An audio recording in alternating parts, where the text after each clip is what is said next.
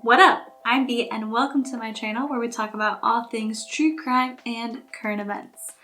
I hope you're having a great Monday. I hope you have your water with you. 2020 is the year of hydration for you and me. So I've got my water. I hope you've got yours. Let's get into the video. If you don't know, if you haven't heard, despite me telling you a million times already, saying it over and over again, beating it into your head because I want you to use it, I do have a Google submission form linked in my description box. You can fill out the submission box describing what type of video you want to see. You don't have to put your name. You don't have to put any personal information if you want. If you want to put your name on there though and say hi, feel free.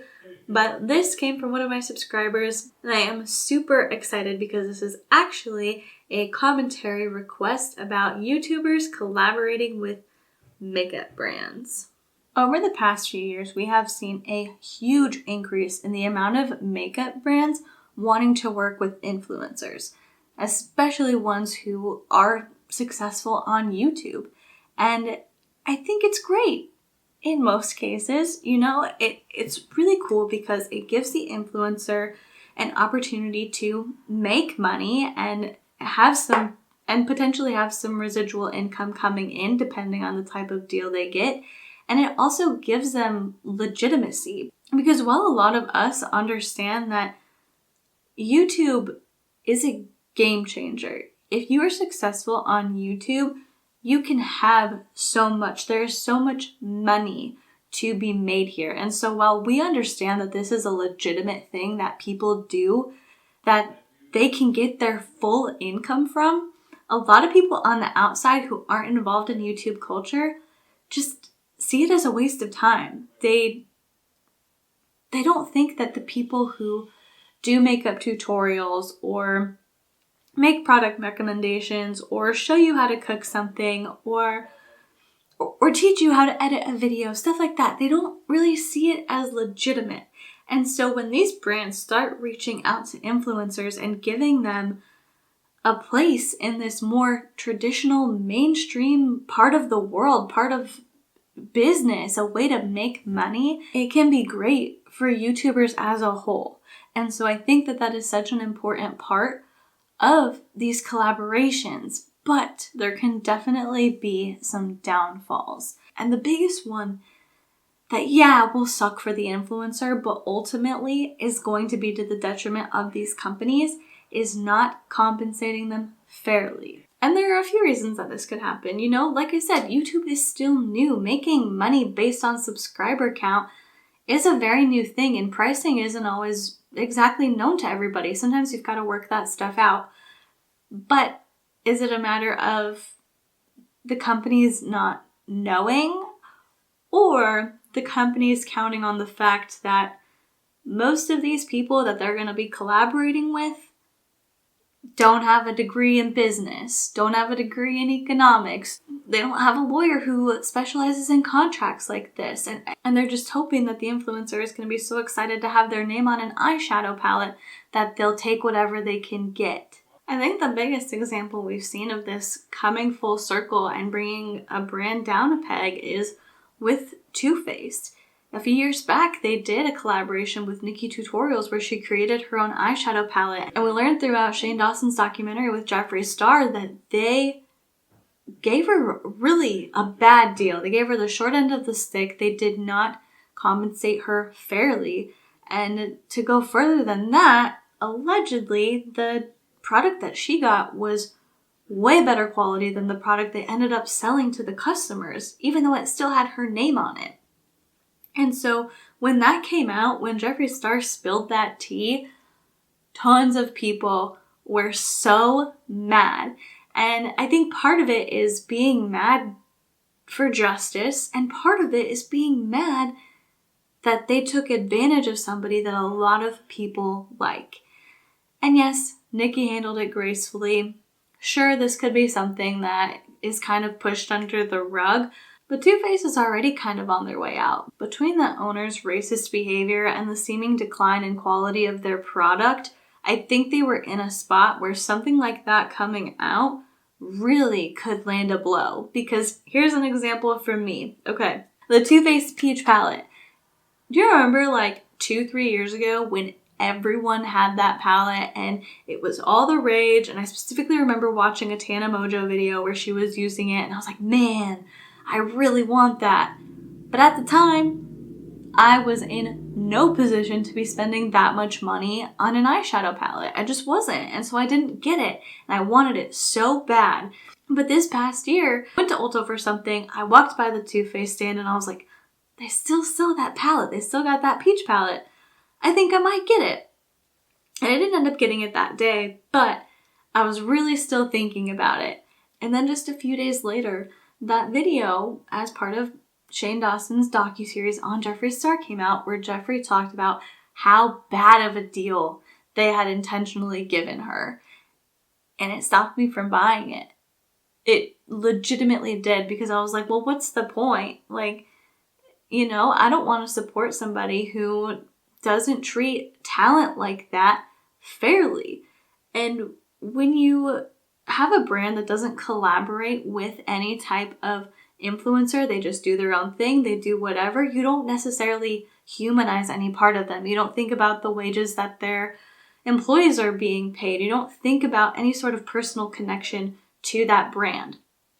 But when you have an influencer that you see in their room every day doing makeup, talking to you, it changes the game. And I think that brands would be really wise to, you know, some brands are incredible and give very fair compensation and show an amazing amount of loyalty to the influencers that they've chosen to work with. And that's incredible. But I think more companies really need to realize that influencers are invaluable, because the same reason I didn't buy that Too Faced palette is the same reason that someone else might buy something from a different company. We don't think about brands as people. We just don't. If we don't like something, we're not going to get it. Even if there's some hype around it, like for me, if I have no use for it, I'm like, why do I care? Why would I get that? But the second that you attach someone's name to it, who we know and we like, it puts a new spin on it. It makes us think, well, I want to support them. Like, I want them to be successful. I want them to make good sales on this product so that this person that I enjoy and that I support can succeed, because I want to see them succeed.